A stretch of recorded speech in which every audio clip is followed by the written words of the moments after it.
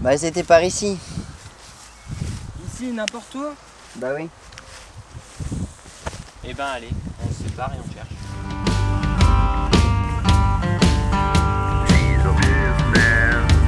Je sais que tu sais.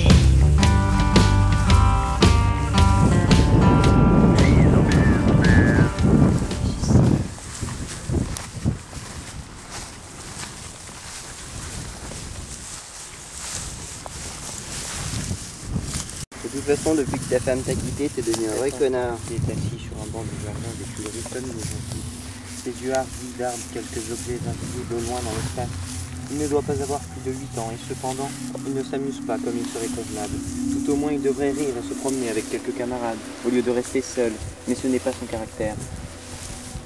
C'est toi qui les as perdus, hein. C'est toi.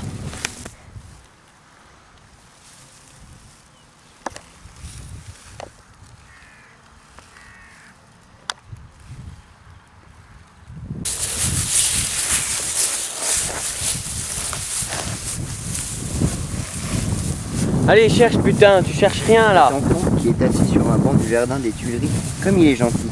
Un homme mu par un dessin caché vient s'asseoir à côté de lui, sur le même banc avec des allures équivoques. Qui est-ce? Je n'ai pas besoin de vous le dire car vous le reconnaissez à sa conversation tortueuse. Écoutons-les, ne les dérangeons pas. À quoi pensais-tu, enfant? Je pensais au ciel. Il n'est pas nécessaire que tu penses au ciel, c'est déjà assez de penser à la terre. Es-tu fatigué de vivre, toi qui viens à peine de naître? Non, mais chacun préfère le ciel à la terre. J'étais là quand tu en parlais. Tu sais que j'étais là. Tu veux savoir un truc? Je me souviens de la moindre chose que tu aies dit.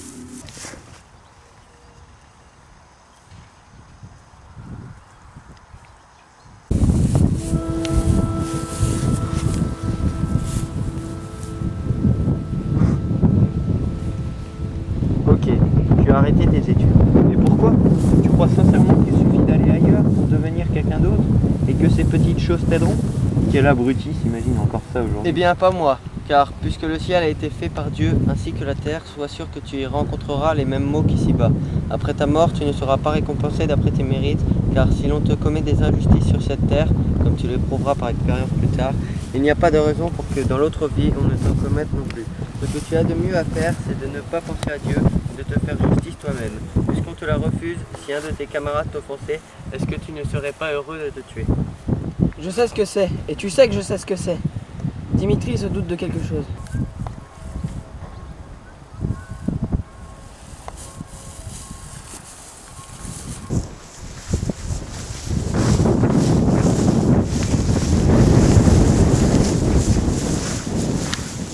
C'est pas ce que tu crois. Elles sont trop faibles pour qu'on puisse vraiment faire quoi que ce soit avec. Alors n'y pense même pas. Ce n'est pas si défendu que tu crois. Il s'agit seulement de ne pas se laisser attraper. La justice qu'apportent les lois ne vaut rien. C'est la jurisprudence de l'offensité qui compte. Si tu détestais un de tes camarades, est-ce que tu ne serais pas malheureux de songer qu'à chaque instant, tu aies sa pensée devant tes yeux? C'est vrai. Voilà, un de tes camarades qui te rendrait malheureux toute sa vie. Est-ce que tu ne voudrais pas un jour dominer tes semblables? Ce que tu ignores, c'est que tout le monde y pense.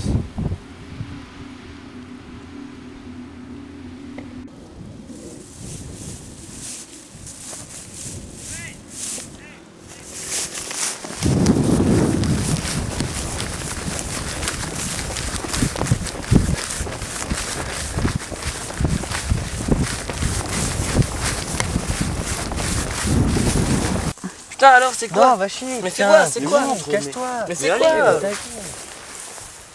Mais c'est des cailloux ça, vrai, le putain. Putain, mais c'est saoulé. Bon, allez. Ouais, va chercher.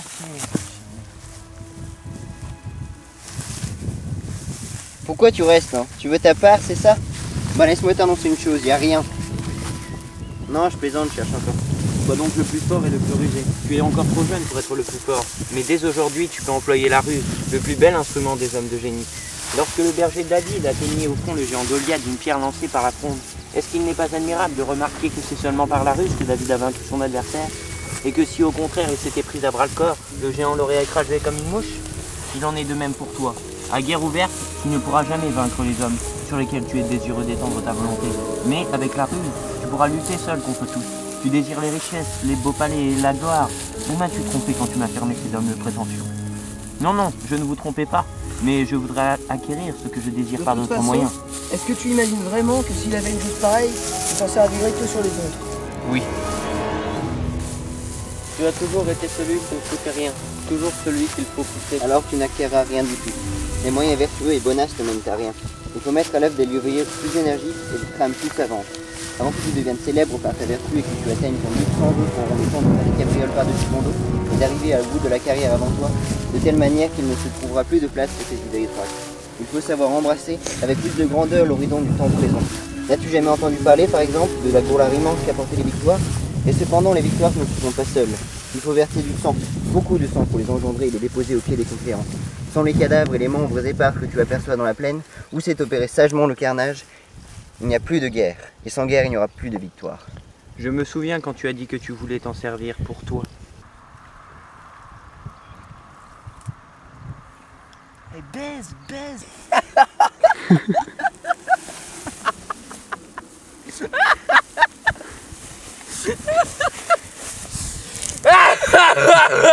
Parce que tu aurais continué tes études, on n'en serait pas là. Et moi, je n'y crois pas à ces pilules. Je n'y crois pas. On ne fait pas disparaître les gens comme ça. Tu vois que lorsqu'on veut devenir célèbre, il faut se plonger avec grâce dans des fleuves de sang alimentés par de la chair à canon. Le but excuse le moyen. La première chose pour devenir célèbre est d'avoir de l'argent. Or, comme tu n'en as pas, il faudra assassiner pour en acquérir. Et comme tu n'es pas assez fort pour manier le poignard, c'est toi voleur, en attendant que tes membres grossissent. Et pour qu'ils grossissent plus vite, je te conseille de faire de la gymnastique 2 fois par jour, 1 heure le matin, 1 heure le soir. De cette manière, tu pourras essayer le crime avec un certain succès. Dès l'âge de 15 ans, au lieu d'attendre jusqu'à 20, l'amour de la gloire est suffit.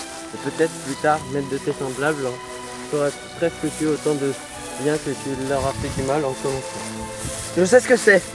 Je sais ce que c'est. Et tu veux savoir un autre truc à présent? Je sais que ça marche.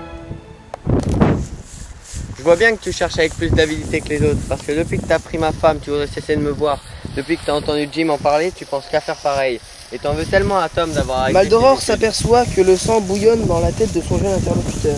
Ses narines sont gonflées et ses lèvres rejettent une légère écume blanche. Il lui tâte le pouls. Les pulsations sont précipitées. La fièvre a gagné ce corps délicat. Il craint les suites de ses paroles. Il s'esquive. Le malheureux contrarié de ne pas avoir pu entretenir cet enfant pendant plus longtemps. L'enfant sera quitte pour garder le lit 3 jours. Plus au ciel que le contact maternel amène la paix dans cette fleur sensible, fragile, enveloppe d'un blé. Non, pas sur vous, évidemment.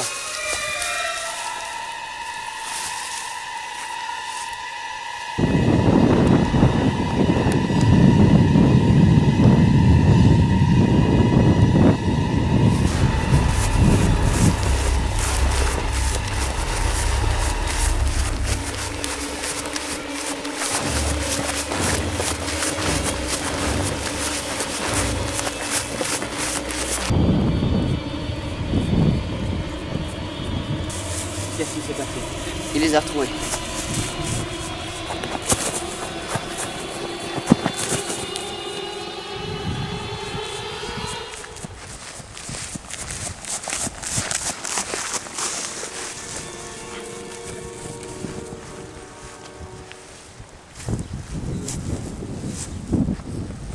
Tiens, baise.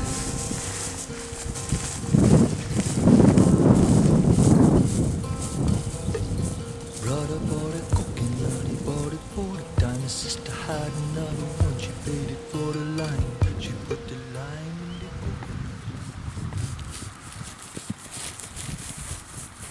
C'était quoi ces pilules? Du cyanure.